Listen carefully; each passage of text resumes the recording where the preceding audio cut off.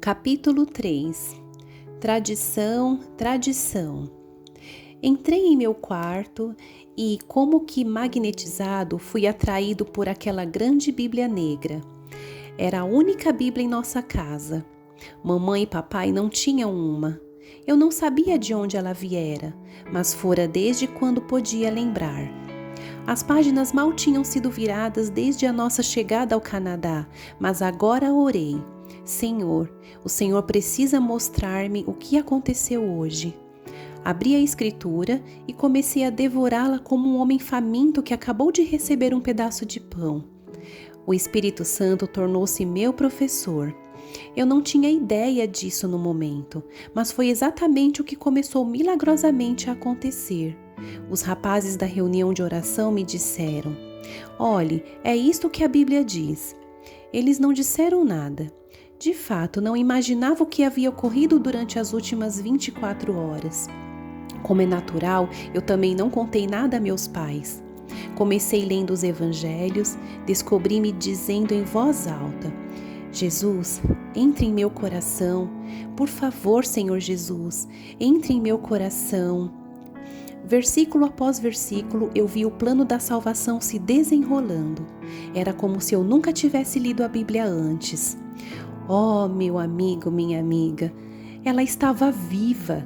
As palavras jorravam de uma fonte e eu bebia livremente dela. Finalmente, às 3 ou 4 da manhã, envolto numa paz tranquila que não conhecera antes, adormeci. No dia seguinte, na escola, procurei aqueles fanáticos e lhes disse: "Gostaria que me levassem à sua igreja." Eles me falaram sobre um encontro semanal que frequentavam e se ofereceram para levar-me 2 dias depois. Naquela noite de quinta-feira, eu me achei nas catacumbas. Era esse o nome que lhe davam. O culto se parecia com o da reunião de oração na escola. As pessoas levantavam as mãos, adorando o Senhor. Desta vez, porém, eu fiz o mesmo. "Jeová Jirê, meu provedor, sua graça é suficiente para mim." Eles repetiam cantando. Gostei dessa música desde a primeira vez que a ouvi. E gostei ainda mais quando soube que fora escrita pela mulher do pastor, Merla Watson. Seu marido, Mervyn, era o pastor daquele rebanho invulgar. A igreja Catacumbas não era uma igreja típica. As pessoas que frequentavam eram apenas um grupo exuberante de cristãos que se reunia toda noite de quinta-feira na Catedral de São Paulo, uma igreja anglicana no centro de Toronto.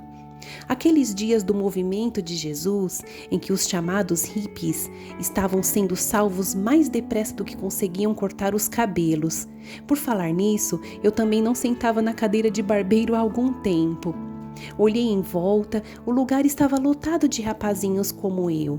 Você devia ver. Eles estavam saltando, dançando e fazendo barulho alegre diante do Senhor. Era difícil para mim acreditar na existência de um lugar assim, mas de alguma forma, desde essa primeira noite, eu tive um sentimento de pertencer.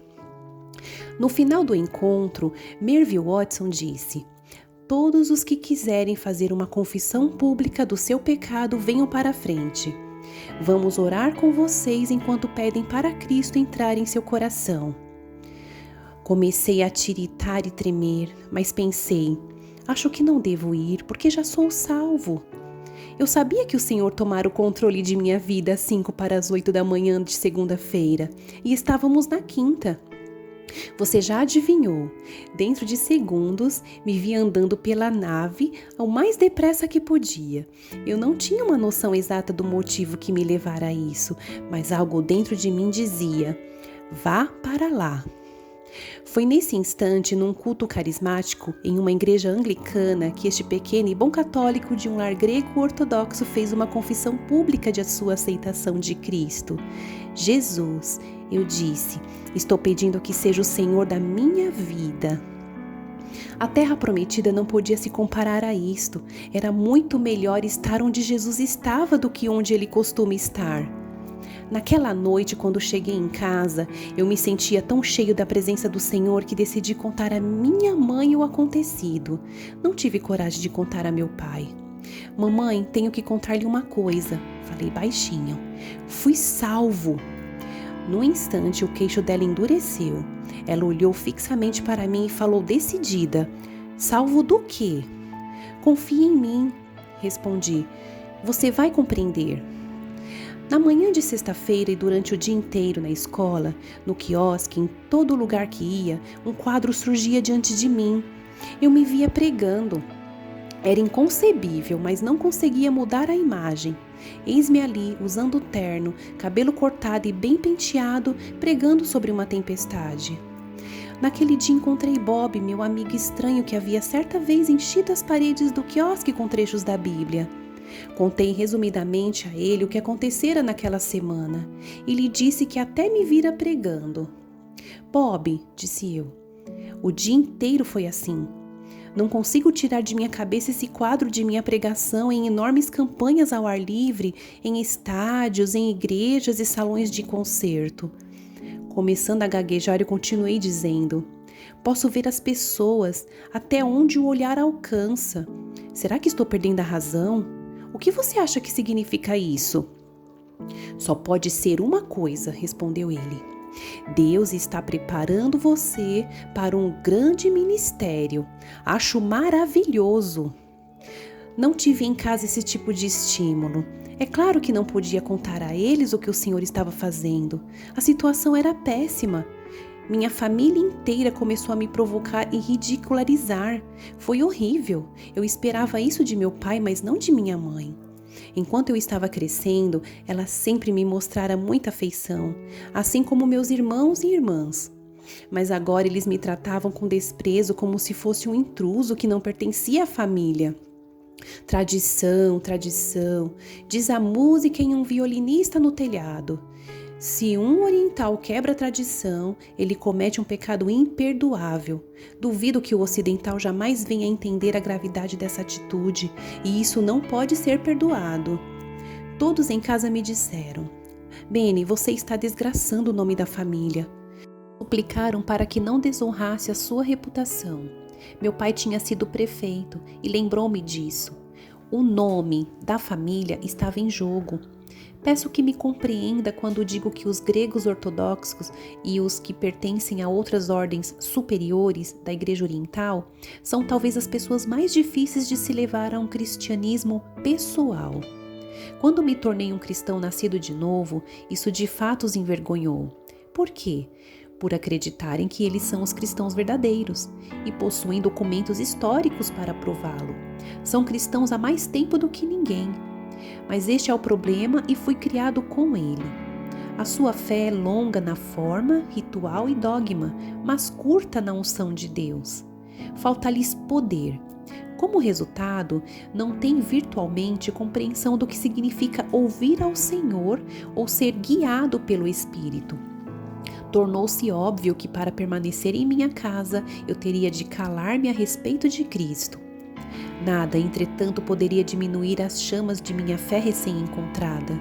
Eu era como uma brasa ardente que não deixava de queimar. Eu abri a minha enorme Bíblia logo de manhã. O Espírito Santo continuava a revelar a palavra, mas isso não bastava. Toda noite em que podia escapar de casa, eu ia para um culto da igreja, uma reunião de jovens ou de oração. Nas noites de quinta-feira, voltava às catacumbas. Jamais poderei apagar da memória o dia em que mencionei a Jesus em nossa casa. Meu pai se aproximou de mim e esbofeteou-me. Senti a dor. Não eram as pedras de Jerusalém desta vez, mas um tipo diferente de sofrimento. A dor que senti era pela minha família. Eu os amava tanto e queria mais que tudo a sua salvação.